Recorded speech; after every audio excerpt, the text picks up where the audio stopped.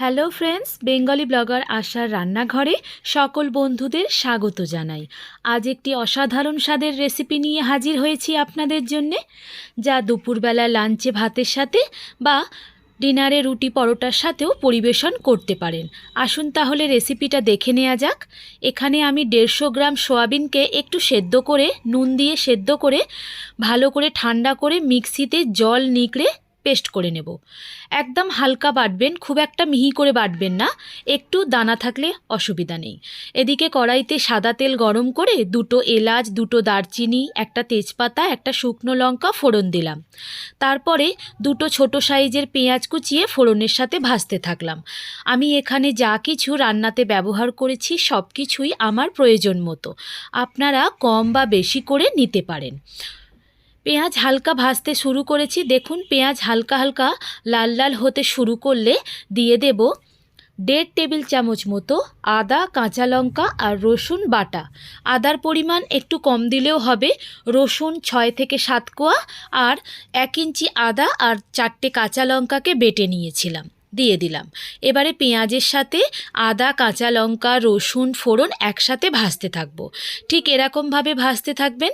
দিয়ে দেব 2টো ছোট সাইজের কেটে নেওয়া টমেটো। টমেটোটাকেও মশলার সাথে ভাজতে থাকবো। টমেটো ভাজতে ভাজতেই নরম হয়ে আসবে। দিয়ে দিলাম 1/2 টেবিল চামচ হলুদ গুঁড়ো, 1/2 টেবিল চামচ কাশ্মীরি লঙ্কার গুঁড়ো, 1/2 টেবিল চামচ জিরে ধনে গুঁড়ো, স্বাদ মতো লবণ। এবারে আবারও মশলাটাকে এইভাবে একটু নেড়েচেড়ে কষিয়ে নেব। আমি এখানে বারে বারে বলছি, যা কিছু ব্যবহার করেছি সবই আমার প্রয়োজন মতো, আপনারা রেসিপি তৈরি করার সময় কম বা বেশি করে নিতে পারেন।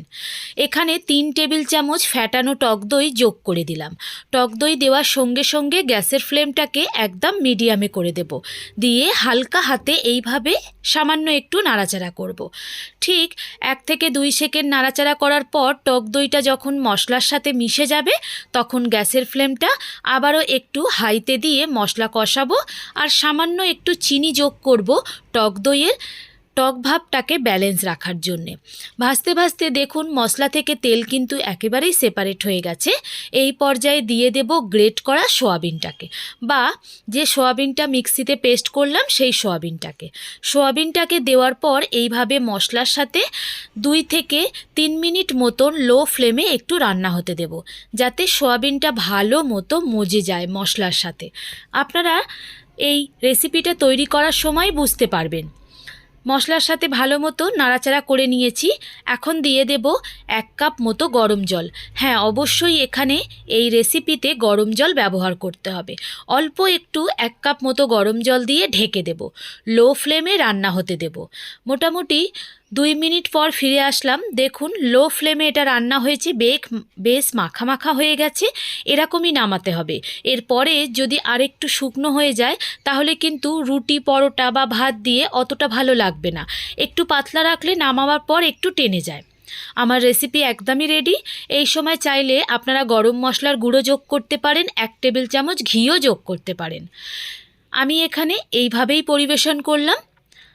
দেখুন সোয়াবিনের এই রেসিপিটা যদি আপনাদের ভালো লেগে থাকে তাহলে অবশ্যই বাড়িতে তৈরি করুন। আমাকে কমেন্ট করে অবশ্যই জানাবেন আপনাদের কেমন লাগলো।